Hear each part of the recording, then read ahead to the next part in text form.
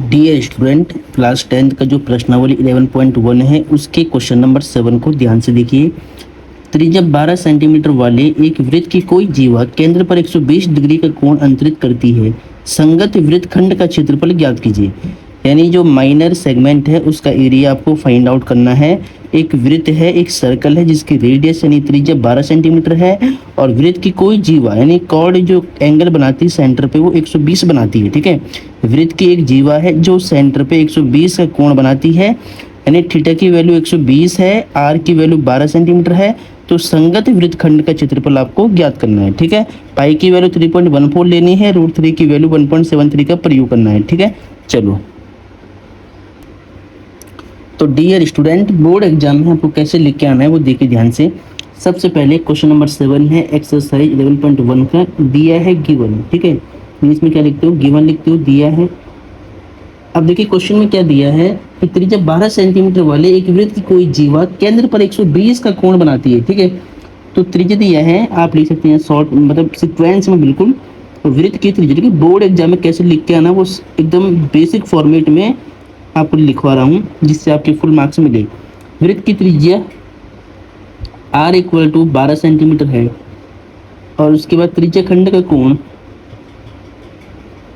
त्रिज्या खंड का कोण angle of segment, angle of sector. ठीक है, त्रिज्या खंड का कोण थीटा कितना है, थीटा की वैल्यू है 120 के कोण बनाती है। ठीक है, तो उसके बाद बोला है कि संगत वृत्तखंड का क्षेत्रफल ज्ञात कीजिए।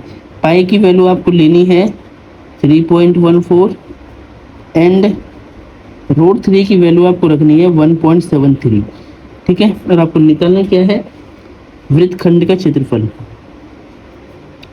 वृत्तखंड का क्षेत्रफल। अब खाली वृत्तखंड बोला गया है तो लघु वृत्तखंड का क्षेत्रफल की बात कर रहा है। ठीक है, तो वृत्तखंड का क्षेत्रफल क्या होता है, फॉर्मूला r², बाहर कॉमन कर लो, पाई थीटा अपॉन 360 माइनस में 1/2 साइन थीटा।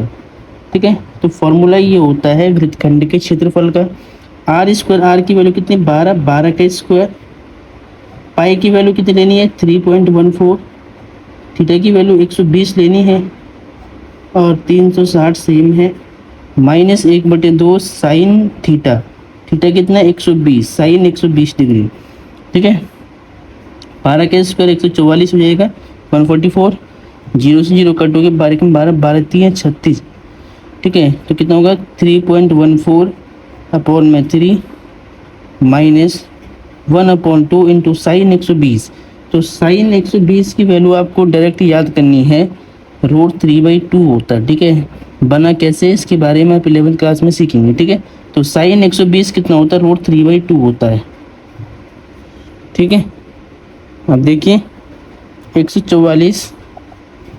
ठीक है, यहाँ पे कितना है 3.14 अपॉन में 3 माइनस रूट, ठीक है, √3 की वैल्यू भी यहाँ पुट करनी है, तो √3 की वैल्यू कितनी है 1.73 है, अपॉन में 2 2 4 है। ठीक है, अब इसकी आपको मल्टीप्लाई करा देनी है, तो 144 मल्टीप्लाई करा के कितना आएगा वो आपको ध्यान से देखना है। ठीक है, तो 4 4 जब, ठीक है, 3.14 की मल्टीप्लाई 4 से होगी तो 4 4 6 1 कैरी, 4 1 4 1 5, 4 3 12, 2 नंबर के बाद पॉइंट आएगा माइनस 3 का 1.73 से मल्टीप्लाई, तो 3 3 9, 3 7 21, 2 कैरी, 3 1 3 2 5, 5.9 अपॉन में 3 4 12। ठीक है, तो जैसे आप इसको माइनस करते तो माइनस करके कितना आएगा 7.37 अपॉन में 12, 12 से 12 बार कट जाएगा। ठीक है, अब जैसे 12 गुणा में 7.37 की मल्टीप्लाई होगी तो कितना आएगा वो देखिए ध्यान से। यहाँ पे देखिए 7.37 इंटू में 12,